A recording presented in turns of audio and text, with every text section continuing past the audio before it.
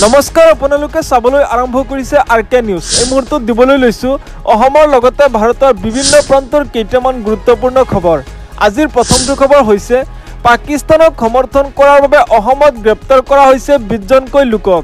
পাকিস্তানক সমৰ্থন কৰি এইবাৰ বিজনীত গ্ৰেপ্তাৰ হৈছে এজন যুৱক।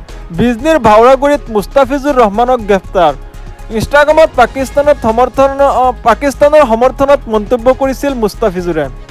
আন এটা খবৰ, ৱাকফ আইনক লৈ সৰব হৈ পৰিছে আছাদুদ্দিন ঐচি। আছাদুদ্দিন ঐচিয়ে কৈছে ৱাকফ আইনখন মুছলমানৰ ধৰ্মীয় পৰিচয়ৰ ওপৰত প্ৰত্যক্ষ আক্ৰমণ। এই কলা আইন প্ৰত্যাহাৰ কৰিব লাগিব নৰেন্দ্ৰ মোদী চৰকাৰে। এই কলা আইন প্ৰত্যাহাৰ নকৰা পৰ্যন্ত দেশৰ 20 কোটি মুছলমানে নৰেন্দ্ৰ মোদী চৰকাৰৰ বিৰুদ্ধে কৰিব প্ৰতিবাদ। পৰৱৰ্তী খবৰ, মুখ্যমন্ত্ৰী হিমন্ত বিশ্ব শৰ্মাক লৈ প্ৰশ্ন কৰিছে সাংসদ গৌৰৱ গগৈয়ে।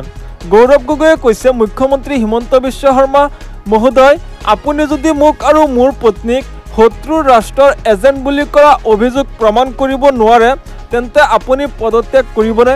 আপুনি আপোনাৰ পত্নী আৰু সন্তানৰ ওপৰত এনেকুৱা ভুৱা অভিযোগ সহ্য কৰিবনে? ৰাজ্যৰ আৰক্ষীয়ে অসমৰ পাহাৰ ধ্বংস কৰি কোটি কোটি টকাৰ বেআইনী সম্পত্তি গঢ়া কয়লা মাফিয়াৰ সৈতে জড়িত ব্যক্তিসকলক গ্ৰেপ্তাৰ কৰিব পাৰিবনে?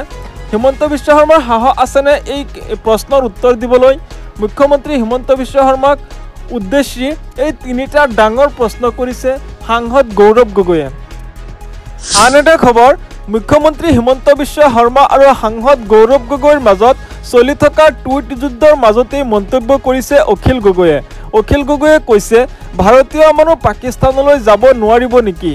যদি পাকিস্তানৰ ওচৰত তথ্য বিক্ৰী কৰিছে, ISI হৈ চোৰাংচোৱাগিৰি কৰিছে, তেতিয়াহে অপৰাধ হ'ব। কিন্তু সাংসদ এজনে নিশ্চয় পাছপৰ্ট দেখুৱাই ভিছা লৈ পাকিস্তানলৈ গৈছে। গোপন তথ্য যোগান ধৰিলেহে ডাঙৰ অপৰাধ হ'ব। যাৱজ্জীৱন জেলত দিব লাগে।